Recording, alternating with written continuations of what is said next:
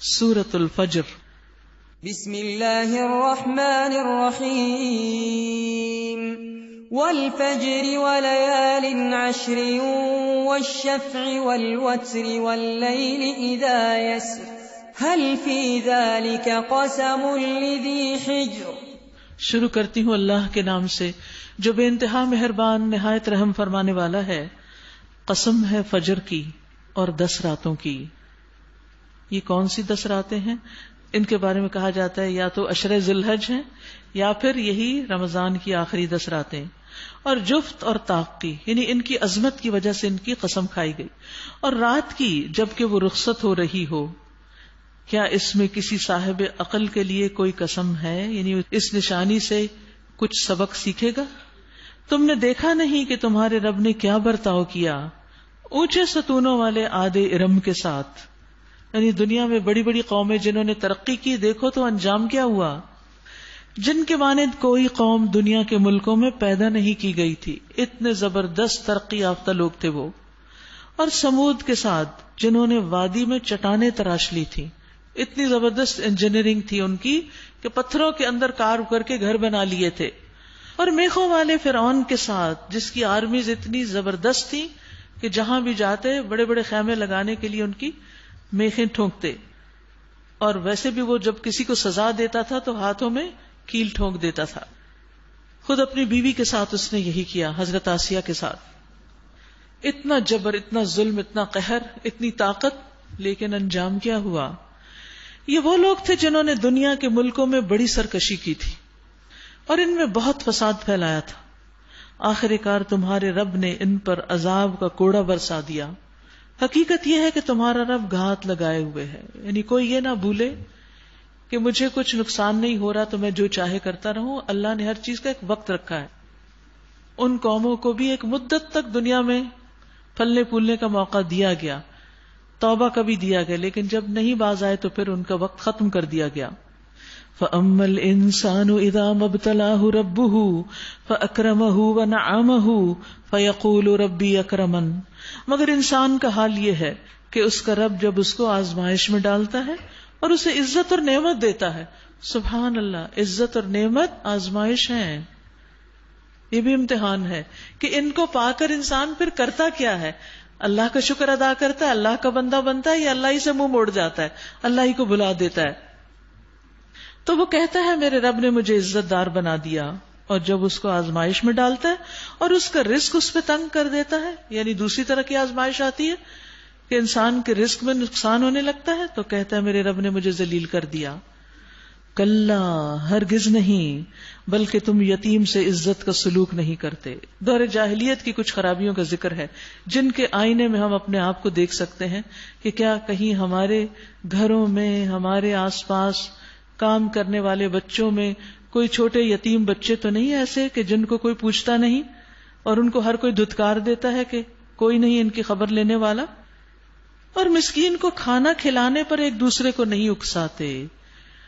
یاد رکھیے، یہ بار بار ترغیب دینے کی ضرورت ہے کہ مسکین کے کھانے کا بندوبست کیا جائے۔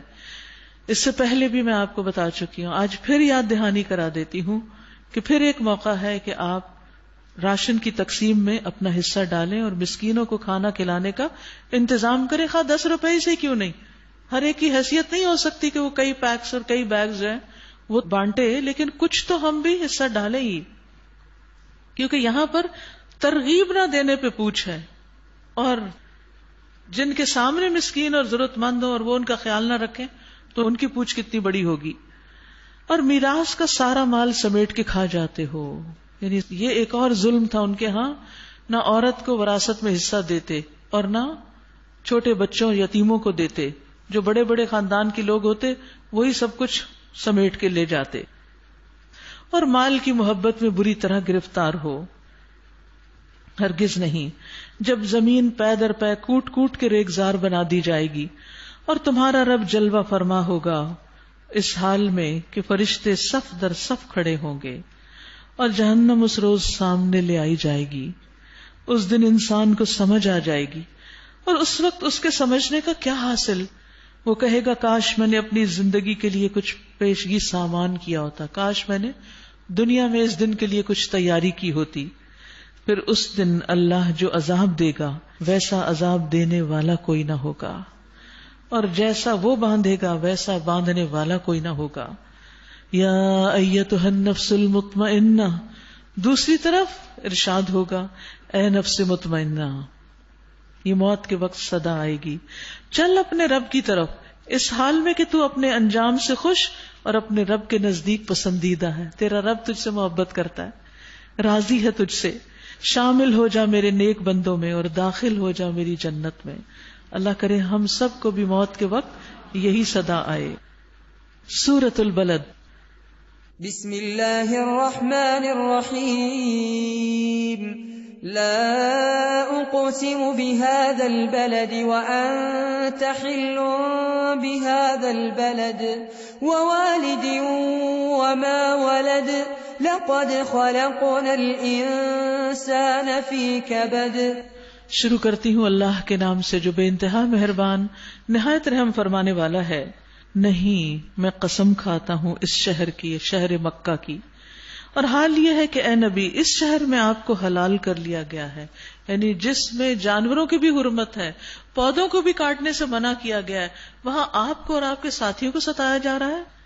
اور قسم کھاتا ہوں باپ کی اور اس کی اولاد کی جو اس سے پیدا ہوئی، یعنی آدم علیہ السلام اور ان کی اولاد۔ در حقیقت ہم نے انسان کو مشقت میں پیدا کیا ہے، یعنی انسان دنیا میں کچھ کرنے کے لیے آیا ہے، اس کی ولادت کا مرحلہ، پیدائش کا مرحلہ کتنی مشکل سے ماں کے پیٹ سے باہر آتا ہے، اور پھر کتنی مشکل سے پلتا ہے، اور زندگی کے ہر مرحلے پر اس کو مشکلات کا سامنا ہوتا ہے۔ یہی زندگی ہے۔ کیا اس نے یہ سمجھ رکھا ہے کہ اس پر کوئی قابو نہیں پا سکے گا؟ کہتا ہے میں نے ڈھیروں مال اڑا دیا، یعنی اپنے مال خرچ کرنے پر اس کو بہت فخر ہے۔ یاد رکھیے بے فائدہ خرچ کرنا، فضول خرچ کرنا، اس کی ہمارے دین میں مذمت کی گئی ہے، اور خاص طور پر اگر انسان صرف خواہشات پہ خرچ کرے اور نافرمانی کے کاموں میں، کیونکہ اس خرچ سے خرچ کرنے والے کو ثواب نہیں ہوتا بلکہ بعض اوقات الٹا گناہ ہوتا ہے، یعنی مال بھی جاتا ہے اور اجر بھی نہیں ملتا۔ اسی طرح ایسی چیزوں کے خرید و فروخت پر جن کو خریدنے سے کچھ اجر نہیں ملتا۔ حضرت عائشہ کہتی ہیں کہ رسول اللہ صلی اللہ علیہ وسلم کسی غزوہ سے تشریف لائے تو میں نے ایک نقش و نگار والا پردہ دروازے پہ لٹکا دیا۔ جب آپ تشریف لائے تو پردے کو دیکھا تو آپ کے چہرے پہ ناپسندیدگی تھی۔ آپ نے اسے کھینچ کر اتار دیا، پھاڑ دیا، اور فرمایا اللہ ہمیں یہ حکم نہیں دیتا کہ پتھروں اور مٹی کو کپڑا پہنائیں۔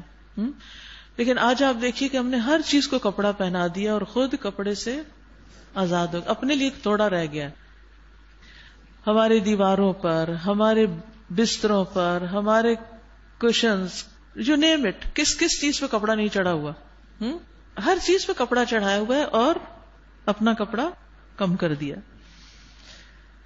تو یاد رکھیے نبی صلی اللہ علیہ وسلم نے فرمایا مسلمان کو ہر اس چیز پر ثواب ملتا ہے جس پر بھی وہ خرچ کرتا ہے، یعنی جہاں بھی یو اسپینڈ یو گین اجر، مگر بے جا تعمیر میں خرچ کا ثواب نہیں ملتا، یعنی بیکار چیزیں بنانے کا ثواب نہیں ملتا۔ فرمایا ہر تعمیر اپنے مالک کے لیے وبال کا باعث ہے مگر وہ جس کے بغیر چارہ نہ ہو، یعنی ضرورت کا تو ٹھیک ہے، بغیر ضرورت کے خرچ کرنے کی مذمت کی گئی ہے۔ اَيَحْسَبُ أَن لَّمْ يَرَهُ أَحَدٌ، کیا وہ سمجھتا ہے کہ کسی نے اس کو دیکھا نہیں؟ کہ اللہ دیکھ رہا ہے جہاں بھی وہ خرچ کر رہا ہے۔ کیا ہم نے اسے 2 آنکھیں اور 1 زبان اور 2 ہونٹ نہیں دیے؟ یعنی عقل استعمال کرتا، سوچ سمجھ کے کام کرتا، اور دونوں نمایاں راستے اسے دکھا نہیں دیے، یعنی اچھا برا اس کو بتا نہیں دیا، مگر اس نے دشوار گزار گھاٹی سے گزرنے کی ہمت نہ کی، یعنی اچھے کام میں جب مشکل آئی تو ہمت ہار گیا۔ اور تم کیا جانو کہ وہ دشوار گزار گھاٹی ہے کیا؟ وہ کون سے کام ہے جو اچھے ہیں مگر مشکل؟ کسی گردن کو غلامی سے چھڑانا، کیونکہ اس پہ مال خرچ ہوتا ہے، جیسے قیدیوں کو آزاد کرانا، یا کسی کا گردن قرض سے چھڑانا، یا فاقے کے دن کسی قریبی یتیم یا خاک نشین مسکین کو کھانا کھلانا، جب انسان کے پاس اپنا ہی نہ پورا ہو وہ دوسرے کی بھی فکر میں پڑ جائے، یہ بڑا مشکل کام ہے۔ حدیث میں آتا ہے افضل عمل مومن کو خوشی دینا ہے، تو تم اس کے ستر کو ڈھانپ دیں، اس کو کپڑا پہناؤ یا اس کی بھوک ختم کرو، یا اس کی ضرورت پوری کر دو. اور پھر خاص طور پر یہاں پر آپ دیکھیں یتیمن ذا مقربہ، قریبی رشتہ دار جو یتیم ہو اس کو کھانا کھلانا وہ زیادہ افضل ہے بنسبت دوسروں کے. اور اس کے علاوہ بھی رشتہ دار کو دینا دوہرے اجر کا باعث ہے، صلہ رحمی بھی اور صدقے کا اجر بھی. اسی طرح اپنے گھر والوں پہ خرچ کرنا اور خصوصاً دشمنی رکھنے والے رشتہ دار کو دینا یہ افضل صدقہ ہے. اس کو کیوں دینا؟ کیونکہ اس کو دینے کو دل نہیں چاہتا نا، بالکل نفس نہیں مانتا کہ جو ہمارے ساتھ زیادتی کرے ہم اس کو دیں، نہیں اس کو نہیں دینا. اسی لیے آپ دیکھیں نا کہ ہسبینڈ وائف کے درمیان عموماً جھگڑے کیا ہوتے ہیں، جب سسرال سے نہیں بنتی اور ہسبینڈ اپنے بہن بھائیوں پہ خرچ کرنے جاتا ہے تو پھر شامت آ جاتی. تو اس میں دل بڑا رکھا کریں کیونکہ یہ آپ کے لیے مشکل چیز ہے. حالانکہ مال آپ کا نہیں، آپ کا تو صرف مشورہ ہے، لیکن اس میں بھی اگر آپ اچھی سفارش کریں گے تو کیا ہوگا؟ اجر آپ کو بھی مل جائے گا کیونکہ وہ صلہ رحمی کر رہا ہے. اور ایسے رشتہ دار کو دینا جو پوشیدہ دل میں آپ سے حسد کرتا ہے اور دشمنی رکھتا ہے اور آپ کو کچھ بھی نہیں دیتا اور آپ اس کو دیتے چلے جاتے ہیں، تو اس کا اجر بہت بڑا ہے. یہ ہے وہ مشکل کام جن کو انسان کرنا نہیں چاہتا. او مسکینا ذا متربہ، یا کسی مسکین کو کھانا کھلانا جو خاک نشین ہو، یعنی مٹی میں رلا ہوا ہو، کیونکہ اس سے آپ کو واپس کچھ نہیں ملنا.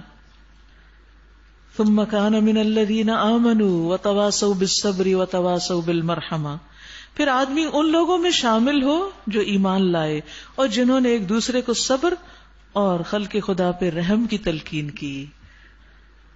یعنی کان من الذین آمنوا وتواصوا بالصبر وتواصوا بالمرحمہ، یعنی انسان ایسے لوگوں میں شامل ہو جائے، ایسے لوگوں کے ساتھ رہے جو ایمان لا کر صبر اور رحم کی تلقین کرتے ہیں ایک دوسرے کو. یعنی انسان کی کمپنی کیسی ہونی چاہیے، کن لوگوں سے دوستی ہونی چاہیے، اس کو معیار بتا دیا گیا کہ جو خود بھی صبر کرتے ہیں اور دوسروں کو بھی صبر کی تلقین کرتے ہیں. یعنی آپ کی زندگی میں کوئی تکلیف کا وقت آتا ہے تو وہ آپ کی مدد کرتے ہیں، آپ کا دل بڑھاتے ہیں، آپ کا حوصلہ بڑھاتے ہیں. اور اسی طرح ایسے کاموں کی ترغیب دیتے ہیں جس میں مظلوم، بے کس، بے سہارا، تکلیف میں مبتلا، بیماری میں مبتلا لوگوں کی مدد کی بات ہوتی ہے. یعنی انسان کو اجتماعی طور پر یہ کام کرنے چاہیے. یہ ہے مشکل کام نا، کیونکہ انسان اپنے طور پر اکیلے اکیلے کچھ جب دل چاہے کر ہی لیتا ہے، لیکن ایسے لوگوں کے ساتھ مل کے کرنا وہ ایک مشکل کام ہوتا ہے. کیونکہ یاد رکھیے ٹیم ورک ہمیشہ جہاں آسانی ہوتی ہے وہ مشکل بھی ہے. جیسے کمبائنڈ فیملی سسٹم جو ہوتا ہے اس میں کچھ آسانیاں بھی ہوتی ہیں لیکن ہوتا مشکل ہی ہے. کسی نہ کسی طرح کوئی نہ کوئی مشکل ہوتی، کیونکہ انسانوں کے ساتھ کچھ ضروری نہیں ہوتا کہ سب کے ساتھ مزاج ملتے ہوں اور سب ہماری مرضی کے مطابق رہیں. تو اس لیے پھر انسان کچھ نہ کچھ اونچ نیچ اس کے زبان پہ نہ ہو تو دل میں ہی لگی رہتی، یہ کیوں کیا، وہ کیوں ہو گیا، ایسا کیوں ہو گیا. لیکن پھر بھی اس میں برکت ہوتی ہے، اس میں خیر ہوتی ہے، کیونکہ مل کے انسان جو کچھ کر سکتا ہے وہ اکیلے اکیلے نہیں کر سکتا. حدیث میں آتا ہے ید اللہ فوق الجماع، اللہ کا ہاتھ ہوتا ہے جماعت پر. یعنی جب لوگ مل کے کچھ کرتے ہیں، چاہے نماز ہی اکٹھی پڑھ رہے ہوں یا دین ہی اکٹھے سیکھ رہے ہوں یا کوئی خیر کے منصوبے مل کے بنا رہے ہوں، تو وہ آسانی ہو جاتی. کیونکہ انسان ذرا سلیک آف ہونے لگتا ہے تو دوسرا پکڑ لیتا ہے، کوئی ذرا گھبرانے لگتا ہے تو اس کو صبر کرنے کے لیے کہتا ہے. تو اس طرح نیکی آسان ہو جاتی ہے. اولئک اصحاب المیمنہ، یہ لوگ ہیں دائیں بازو والے، اور جنہوں نے ہماری آیات کو ماننے سے انکار کیا وہ بائیں بازو والے ہیں، ان پر آگ چھائی ہوئی ہوگی. اللہ ہمیں اس سے محفوظ رکھے. سورۃ الشمس. بسم اللہ الرحمن الرحیم. والشمس وضحاها والقمر اذا تلاها والنهار اذا جلاها والليل اذا يغشاها والسماء وما بناها والأرض وما طحاها ونفس وما سواها فألهمها فجورها وتقواها قد أفلح من زكاها وقد خاب من دساها. شروع کرتی ہوں اللہ کے نام سے جو بے انتہا مہربان نہایت رحم فرمانے والا ہے. سورۃ الشمس جو ہے وہ عام طور پہ نمازوں میں پڑھی جاتی ہے نبی صلی اللہ علیہ وسلم نے حضرت معاذ سے فرمایا تھا، اے معاذ، جب تم لوگوں کو امامت کراؤ تو والشمس وضحاها سبح اسم ربک الاعلی اقرأ باسم ربک اور واللیل اذا یغشی جیسی صورتیں پڑھا کرو۔ قسم ہے سورج کی اور اس کی دھوپ کی اور چاند کی قسم جبکہ وہ اس کے پیچھے آتا ہے یعنی رات کو، اور دن کی قسم جبکہ وہ سورج کو نمایاں کر دیتا ہے۔ یہ بھی بڑی بڑی نشانیاں ہیں، ہم کیوں نہیں ان سے کوئی سبق لیتے؟ کیونکہ روز ہی دیکھتے ہیں۔ اور رات کی جبکہ وہ سورج کو ڈھانک لیتی ہے، کس وسیع پیمانے پر تیز روشنی کو چھپا لیتی ہے۔ اور آسمان کی اور اس ذات کی قسم جس نے اسے قائم کیا، کون ہے وہ؟ اللہ۔ اور زمین کی اور اس ذات کی قسم جس نے اسے بچھایا، اور نفس انسانی کی اور اس ذات کی قسم جس نے اسے ہموار کیا، پھر اس کی بدی اور اس کی پرہیزگاری اس پر الہام کر دی۔ یقیناً فلاح پا گیا وہ جس نے نفس کا تزکیہ کیا، اور نامراد ہوا وہ جس نے اس کو دبا دیا۔ تو یاد رکھیے، انسان کو جہاں بیرونی ہدایت دی گئی کتاب اور سنت کے ذریعے، وہاں اللہ تعالیٰ ہر انسان کے اندر نیکی اور بدی کی پہچان ڈالتا ہے، کیا اچھا ہے کیا اچھا نہیں ہے، یعنی خیر اور شر کا الہام ہر دل پر ہوتا ہے۔ محمد بن کعب سے روایت ہے، کہتے ہیں کہ جب اللہ اپنے کسی بندے سے بھلائی کا ارادہ کرتا ہے تو اس کے دل میں نیک عمل الہام کرتا ہے، نیکی کے خیالات اس کو آنے لگ جاتے ہیں، نیک کام اس کو دکھائی دینے لگتے ہیں، اور بندہ پھر ان کاموں کو کرنے لگ جاتا ہے۔ تو یہ الہام ہوتا ہے۔ آپ کو کہتے ہیں نا، ایک آئیڈیا، مجھے ایک آئیڈیا ہے، یہ آئیڈیا کہاں سے آیا؟ اللہ نے آپ کے دل میں ڈالا۔ اور جب اللہ کسی بندے کے ساتھ برائی کا ارادہ کرتا ہے تو اس کے دل میں شر کا الہام کرتا ہے، اور پھر وہ اس پر عمل کرتا ہے، اور وہ کیا ہوتا ہے؟ انسان نیکی کے کاموں میں پیچھے رہنے لگتا ہے، یا نیکی کے کام سے اس کو دلچسپی نہیں رہتی۔ تو اس سے ڈرنا چاہیے اور استغفار کرنی چاہیے۔ سمود نے اپنی سرکشی کی بنا پہ جھٹلایا، جب اس قوم کا سب سے شقی بدبخت آدمی بپھر کر اٹھا تو اللہ کے رسول نے ان لوگوں سے کہا، خبردار، اللہ کی اونٹنی کو ہاتھ نہ لگانا اور اس کے پانی پینے میں مانے نہ ہونا۔ مگر انہوں نے اس کی بات کو جھوٹا قرار دیا اور اونٹنی کو مار ڈالا۔ آخر کار ان کے گناہ کی پاداش میں ان کے رب نے ان پہ ایسی آفت توڑی کہ ایک ساتھ سب کو پیوند خاک کر دیا، پوری قوم ملیا میٹ کر دی گئی، اور اسے اپنے اس فعل کے کسی برے نتیجے کا کوئی خوف نہیں، یعنی اللہ کا کوئی کچھ بھی نہیں بگاڑ سکتا۔ سورۃ اللیل۔ بسم اللہ الرحمن الرحیم۔ واللیل اذا یغشی والنہار اذا تجلی وما خلق الذکر والانثی ان سعیکم لشتی۔ شروع کرتی ہوں اللہ کے نام سے جو بے انتہا مہربان نہایت رحم فرمانے والا ہے۔ واللیل اذا یغشی والنہار اذا تجلی وما خلق الذکر والانثی۔ قسم ہے رات کی جب کہ وہ چھا جائے اور دن کی جب کہ وہ روشن ہو، دو مختلف نشانیاں، ایک اندھیری اور ایک روشن، اور اس ذات کی جس نے نر اور مادہ کو پیدا کیا، مرد اور عورت دونوں الگ الگ نشانی۔ ان سے انسان کو سبق کیا دیا جا رہا ہے، کیا سوچنے کو کہا جا رہا ہے؟ در حقیقت تم لوگوں کی کوششیں مختلف قسم کی ہوتی ہیں، یعنی ہر ایک کی ایفرٹ مختلف طریقے کی ہے۔ فَأَمَّا مَنْ أَعْطَى وَاتَّقَى، تو جس نے مال دیا، آتا عطا کیا یعنی اللہ کے راستے میں، وَاتَّقَى اور گناہوں سے بچا، وَصَدَّقَ بِالْحُسْنَى اور بھلائی کو سچ مانا، نیکی کی تصدیق کی، فَسَنُيَسِّرُهُ لِلْيُسْرَى اس کو ہم آسان راستے کی سہولت دیں گے۔ یعنی جب انسان اللہ کے راستے میں کچھ دیتا ہے، گناہوں سے بچتا ہے، نیکی کے کاموں کو سچ مانتا ہے، یعنی پھر کرنے بھی لگتا ہے، تصدیق ہوتی ہے عمل سے، تو پھر اس کا نتیجہ کیا ہوتا ہے؟ اللہ تعالیٰ اس کو مزید نیکی کی توفیق دیتا ہے۔ یاد رکھیے، ایک نیکی سے اگلی نیکی جنم لیتی ہے، اور یہ نیکی کی قبولیت کی علامت ہوتی ہے۔ یعنی نیکی کے اجر میں سے ہے کہ ایک نیکی کے بعد ایک اور نیکی کی اسے توفیق ہو۔ فَسَنُيَسِّرُهُ لِلْيُسْرَى یعنی نیکیاں اس کے لیے آسان کر دیتے ہیں ہم۔ اور برائی کی سزا میں سے ہے کہ ایک کے بعد ایک اور برا عمل انسان سے سرزد ہوتا ہے۔ وَأَمَّا مَنْ بَخِلَ وَاسْتَغْنَى اور جس نے بخل کیا اور بے نیازی برتی اللہ سے، اس کے دین سے، اور بھلائی کو جھٹلا دیا، اس کو ہم سخت راستے کی سہولت دیں گے، مشکل راستے کی، یعنی اس کے لیے پھر مشکلات آئیں گی، رکاوٹیں آئیں گی، اور اس کا مال آخر اس کے کس کام آئے گا جبکہ وہ خود ہلاک ہو گیا. مرنے کے بعد کسی کو اس کا مال فائدہ نہ دے گا سوائے اس کے جو اپنی زندگی میں وہ اپنے ہاتھ سے خرچ کر گیا، کسی کو دے گیا. ان علینا للہدی، بے شک راستہ بتانا ہمارے ذمہ ہے، اور در حقیقت آخرت اور دنیا دونوں کے ہم ہی مالک ہیں. پس میں نے تم کو خبردار کر دیا بھڑکتی ہوئی آگ سے، اس میں نہیں جھلسے گا مگر وہ انتہائی بدبخت جس نے جھٹلایا اور منہ پھیرا اور اس سے دور رکھا جائے گا.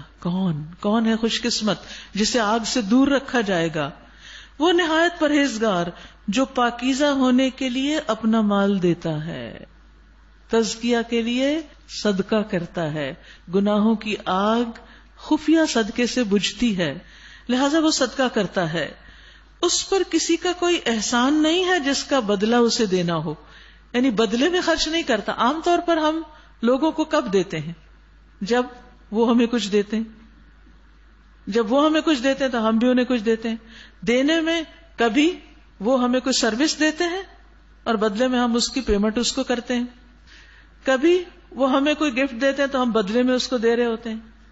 کبھی کوئی ہمارے ساتھ کچھ احسان کرتا ہے تو ہم اس کے بدلے کے طور پر اس کے ساتھ کوئی احسان کر دیتے ہیں. لیکن یہ شخص، یہ متقی شخص کس کے ساتھ احسان کرتا ہے؟ اس کے ساتھ جس نے اس کے ساتھ کوئی بھی احسان نہ کیا ہو. یہ اس کو دیتا ہے جہاں سے ملنے کی کوئی توقع نہیں، بدلہ ذہن میں رکھ کے نہیں دیتا، صرف اللہ کی رضا کے لیے دیتا ہے. وہ تو صرف اپنے رب برتر کی رضا جوئی کے لیے یہ کام کرتا ہے. وَلَسَوْفَ يَرْضَىٰ، اور وہ ضرور اس سے راضی ہو جائے گا. یعنی وہ خالصتاً، یہ دیکھیے جو آیت ہے نا، إِلَّا ابْتِغَاءَ وَجْهِ رَبِّهِ الْأَعْلَىٰ، مگر اپنے رب اعلیٰ بلند رب کے چہرے کی طلب میں، یعنی اس کا دیدار کرنا چاہتا ہے، اس لیے وہ مال خرچ کر رہا ہے. اسے بندوں سے کچھ نہیں چاہیے، یعنی کسی کے ساتھ نیکی بدلے کے لیے نہیں بلکہ ابتدا کے طور پر. اور آپ صلی اللہ علیہ وسلم نے فرمایا جو بھی تم عمل کرو گے اور اس سے مقصود اللہ کا چہرہ ہوگا تو تمہارا مقام اور مرتبہ اس وجہ سے بلند ہوتا رہے گا. حتیٰ کہ ایک شوہر اپنی بیوی کے منہ میں ایک لقمہ ڈالتا ہے اللہ کے چہرے کی خاطر تو اس پر بھی اس کو اجر ملتا ہے.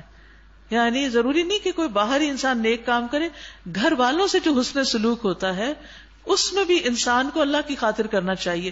کرنے کے بعد احسان نہیں ہر وقت جتانے چاہیے، بچوں پر، شوہر پر، رشتہ داروں پر، میں نے یہ کیا، میں نے وہ کیا، اس طرح کی باتیں نہیں ہونی چاہیے. ان سے دل آزاری ہوتی ہے.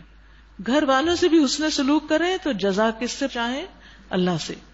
سورۃ الضحیٰ. بسم اللہ الرحمن الرحیم.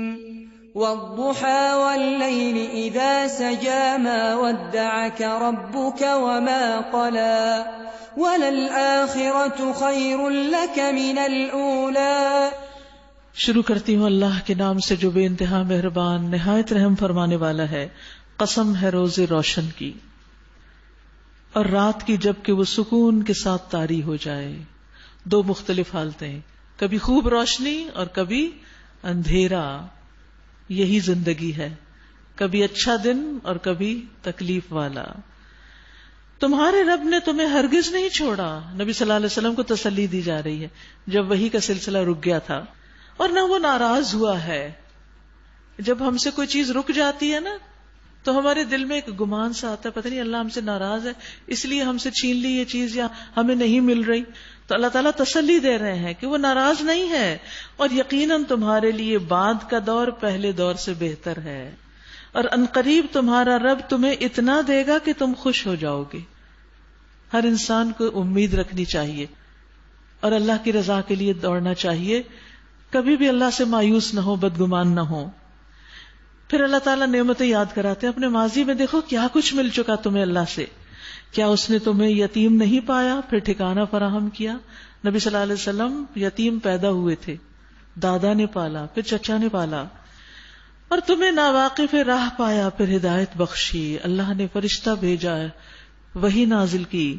اور تمہیں نادار پایا پھر مالدار کیا. جب آپ اپنے چچا کے پاس تھے، نیا نیا بزنس شروع کیا تھا، تو آپ کے پاس بہت مال نہیں تھا، لیکن آپ کی شادی حضرت خدیجہ سے ہو گئی جو مکہ کی مالدار ترین خاتون تھی. لہٰذا یتیم پر سختی نہ کرو. اللہ نے آپ پر اتنی نعمتیں کی ہیں، آپ دوسروں کے ساتھ احسان کریں. اور سائل کو نہ جھڑکو، سوالی کو ڈانٹو نہیں، اور اپنے رب کی عظمت کا اظہار کرو. یہ اچھے اچھے کام کرتے جاؤ، دن بدل جائیں گے، حالات اچھے ہو جائیں گے. سورۃ الشرح. بسم اللہ الرحمن الرحیم.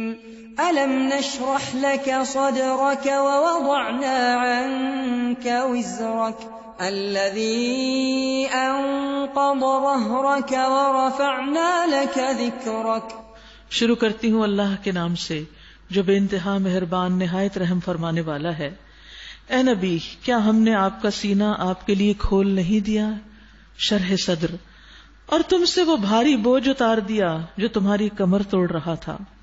تمہاری خاطر تمہارے ذکر کا آوازہ بلند کر دیا. حقیقت یہ ہے کہ تنگی کے ساتھ فراخی بھی ہے، بے شک تنگی کے ساتھ فراخی بھی ہے. لہٰذا جب تم فارغ ہو تو عبادت کی مشقت میں لگ جاؤ. جب فارغ ہو تو عبادت کی مشقت میں لگ جاؤ. 20 دن دورہ قرآن اٹینڈ کر لیا، اب خوب عبادت. اور اپنے رب ہی کی طرف راغب رہو. یاد رکھیے بڑی ہی خوبصورت صورت ہے. اس میں خوش نصیبی کے 10 اصول بتائے گئے ہیں. پہلا ہے شرح صدر. انسان کی خوش قسمتی اس میں ہے کہ انسان کا سینہ وسیع ہو، کھلا ہو.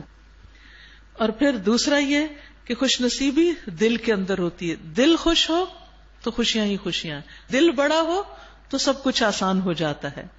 پھر تیسری بات یہ کہ اللہ نے بوجھ ہٹا دیا. وَوَضَعْنَا عَنْكَ وِزْرَكَ. اور یہ بوجھ دنیا کے کاموں کا بھی ہوتا ہے، مصروفیت کا بھی، اور گناہوں کا بوجھ بھی، یعنی اس سے انسان کی کمر ٹوٹ جاتی ہے. چوتھی بات یہ ہے کہ آپ کا ذکر بلند کیا، یعنی جب کوئی انسان نیک کام کرتا ہے تو دوسرے لوگوں کے دلوں میں خود بخود اس کی محبت آنے لگتی ہے اور زبان پہ تعریف آنے لگتی ہے.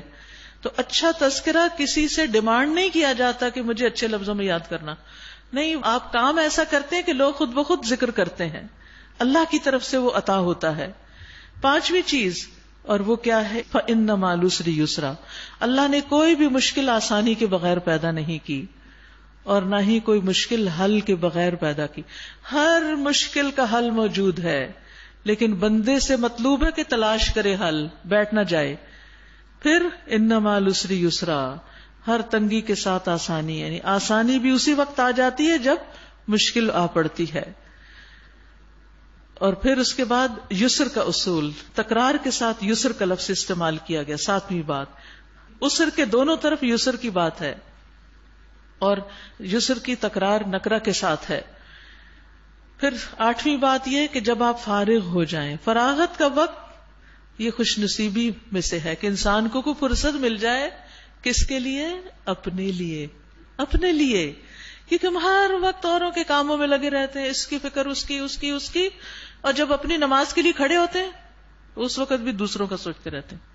تو یہاں کیا ہے، فَإِذَا فَرَغْتَ، یعنی سب کاموں سے فرصت ہو گئی، کام مکمل ہو گیا، اب کیا کریں، فَانْصَبْ، عبادت کے لیے جم جائیں. نصب ہونا ہوتا ہے کسی جگہ گڑ جانا، کڑے ہو جانا.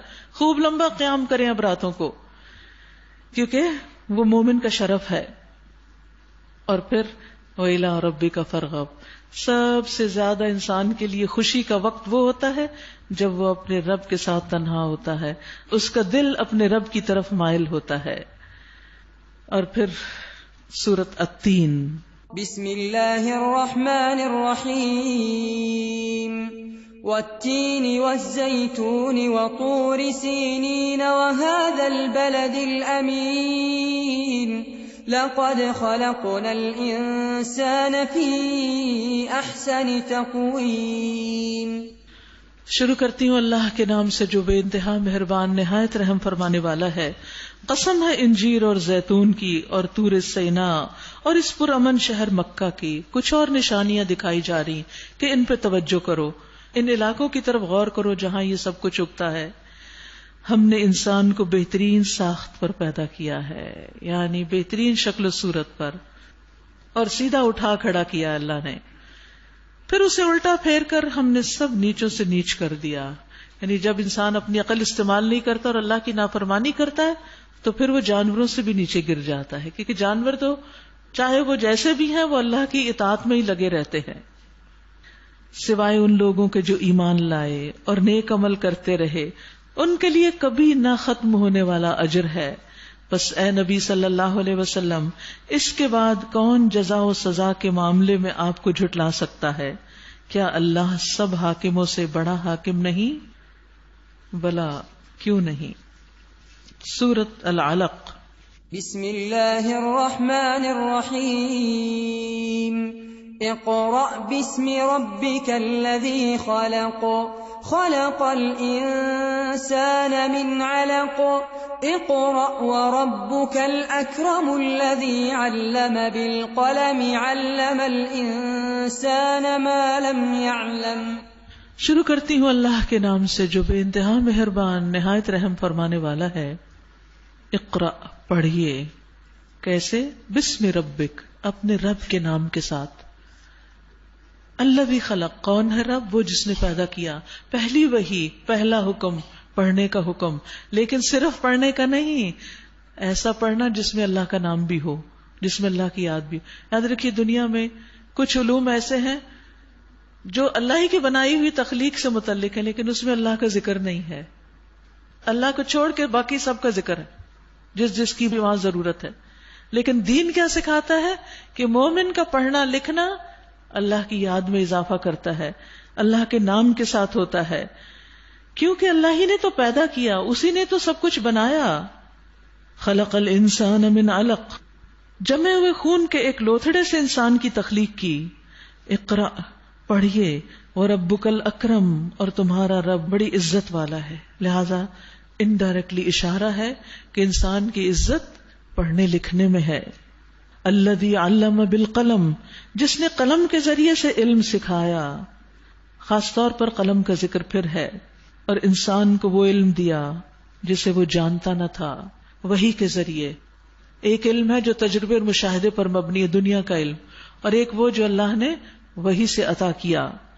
ہرگز نہیں انسان سرکشی کرتا ہے اس بنا پر کہ وہ اپنے آپ کو بے نیاز دیکھتا ہے. جب وہ دیکھتا ہے میرے پاس سب کچھ ہے, مجھے کسی کی ضرورت نہیں, انسانوں کے مقابلے میں بھی تکبر کرتا ہے اور اللہ کے مقابلے میں بھی مجھے نہیں اب دین کی ضرورت. کیونکہ ہمارے ہاں عموماً دین کی طرف کب آتے ہیں لوگ؟ جب دنیا میں کوئی مشکل آئے تو پھر دین یاد آ جاتا ہے. اسی لیے جب کوئی قرآن پڑھنے لگے کچھ تو کہتے ہیں خیریت ہے, سب ٹھیک ہے نا, یعنی تم اس عمر میں اس طرف آ گئے ہو, کوئی مسئلہ تو نہیں. یعنی یہ ٹرینڈ ہے ہمارے ہاں. حالانکہ پلٹنا یقیناً تیرے رب ہی کی طرف ہے. تم نے دیکھا اس شخص کو جو ایک بندے کو منع کرتا ہے جبکہ وہ نماز پڑھتا ہو. یہ ابو جہل تھا جو نبی صلی اللہ علیہ وسلم کے نماز پڑھنے پہ بڑا ناراض تھا. آج کے دور میں بھی کچھ ابو جہل پائے جاتے ہیں جو نماز سے لوگوں کو روکتے ہیں. تمہارا کیا خیال ہے اگر وہ بندہ راہ راست پر ہو یا پرہیزگاری کی تلقین کرتا ہو؟ تمہارا کیا خیال ہے اگر یہ منع کرنے والا جھٹلاتا ہو حق کو اور منہ موڑتا ہو؟ کیا وہ نہیں جانتا کہ اللہ دیکھ رہا ہے؟